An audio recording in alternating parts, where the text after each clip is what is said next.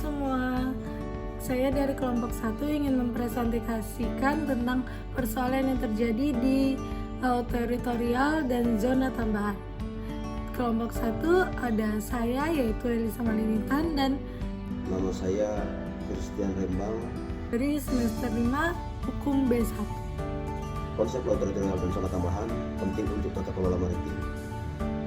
Negara pantai memiliki kontrol atas perairan dekat pantai mereka berdasarkan Konvensi Hukum Laut PBB tahun 1982. Laut teritorial mencakup 12 mil laut di mana negara tersebut berdaulat. Zona tambahan dapat mencapai 24 mil laut untuk pencegahan pelanggaran di dalamnya. Zona ekonomi eksklusif hingga ratus mil laut penting untuk eksploitasi sumber daya alam. Pemahaman zona-zona ini sangat penting untuk penyelesaian konflik dan tata kelola maritim yang berkelanjutan bagi pemerintah, industri, masyarakat, dan organisasi internasional. Oke, selanjutnya lautan dunia yang sebelumnya dianggap tak berujung kini terancam oleh penangkapan ikan ilegal, tidak dilaporkan dan tidak diatur. Tindakan tersebut mengancam ekosistem laut, merampas sumber daya ekonomi masyarakat pesisir. Penangkapan tersebut melibatkan aktivitas seperti menangkap ikan tanpa izin, menggunakan alat perangkap terlarang, dan menargetkan spesies yang dilindungi. Ini sering terkait dengan jaringan kejahatan terorganisir. Tampaknya luas, mengurangi stok ikan, mengganggu jaring makanan laut, dan merugikan nelayan yang sah. Pendekatan beragam diperlukan untuk memerangi praktik tersebut, termasuk kerja sama internasional, pemantauan yang lebih ketat, dan penegakan regulasi perikanan. Ancaman domain pada maritim. Yang pertama, adanya pembajakan. Pembajakan yang terjadi sekarang ini meskipun menurun, tapi masih sering terjadi dan sangat signifikan di Teluk Junia dan Asia Tenggara. Seperti geng bersenjata yang menyandra awak, meminta tebusan, mencuri kargo, dan mengancam perdagangan. Yang kedua, adanya perdagangan manusia, terorisme yang juga memanfaatkan rute maritim. Yang ketiga, kolaborasi. Kolaborasi antar negara, organisasi internasional, dan swasta diperlukan untuk menghadapi ancaman ini. Dengan berbagai informasi, patroli, pembangunan kapasitas, dan penguatan hukum. Sengketa wilayah dan klaim historis sering terjadi menjadi sumber ketegangan di wilayah maritim, terutama yang melibatkan pulau, terumbu karang, dan batas maritim. Sengketa ini didasari oleh klaim historis, tumpang tindih ZEE, persaingan sumber daya, dan pertimbangan strategis. Contohnya adalah Laut Cina Selatan yang kompleks, rumah bagi jalur pelayaran vital, dan cadangan minyak dan gas penting. Klaim maritim Cina tumpang tindih dengan banyak negara, memicu kekhawatiran akan konflik. Hukum internasional seperti UNCLOS bisa membantu menyelesaikan sengketa maritim tersebut.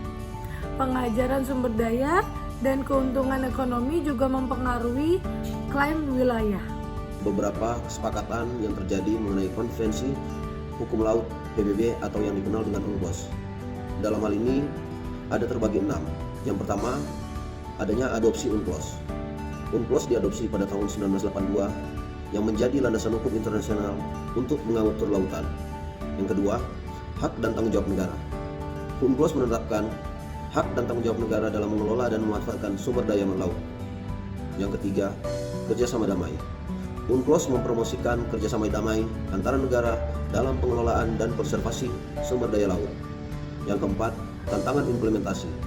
Tantangan dalam implementasi dan interpretasi UNCLOS menyebabkan sengketa berkelanjutan, terutama terkait batas maritim dan hak historis. Yang kelima, perkembangan teknologi dan perubahan iklim. Perkembangan teknologi dan pembaruan iklim memunculkan pertanyaan tentang kecukupan kerangka hukum UNCLOS. Yang keenam, adaptasi UNCLOS. Masyarakat internasional berupaya menyesuaikan UNCLOS untuk mengatasi masalah dan memastikan relevansinya dalam mengatur lautan. Penyelesaian sengketa. Diplomasi, hukum, dan kerjasama penting dalam penyelesaian sengketa maritim. Diperlukan pendekatan multifaset yang memprioritaskan diplomasi, kepatuhan hukum internasional, dan kerjasama regional.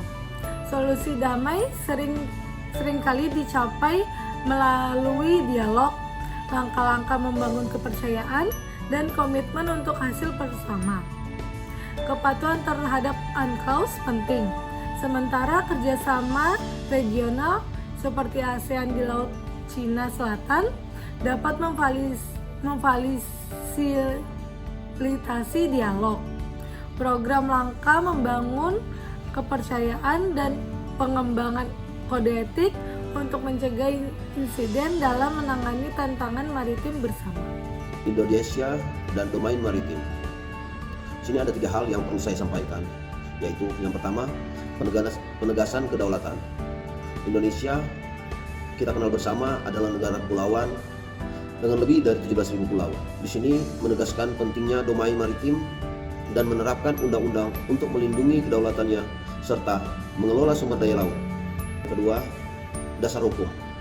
Melalui UNCLOS, Indonesia memperkuat hak-haknya dan menjalankan kewajiban internasional. Undang-Undang Nomor 17 Tahun 2008 dan Nomor 34 Tahun 2004 menetapkan dasar hukum untuk pertahanan dan pengelolaan zona maritim serta kerjasama internasional untuk tata kelola laut yang berkelanjutan. Yang ketiga, yang sudah kita ketahui bersama, yaitu tantangan yang terjadi di Laut Natuna. Indonesia menghadapi tantangan serupa di Laut Natuna dengan adanya penerobosan dan juga penangkapan ikan ilegal yang dilakukan oleh negara tetangga seperti Cina. Kesimpulan yang diambil, pentingnya tata tertib maritim yang abadi dalam dominan maritim adalah untuk menjaga perdamaian, keamanan, dan pemanfaatan lautan secara berkelanjutan. Tantangan kompleks seperti penangkapan ikan ilegal, kejahatan maritim, sengketa wilayah, dan perubahan iklim memerlukan kolaborasi negara dalam mematuhi hukum internasional demi kemakmuran generasi mendatang. Terima kasih teman-teman yang sudah mendengar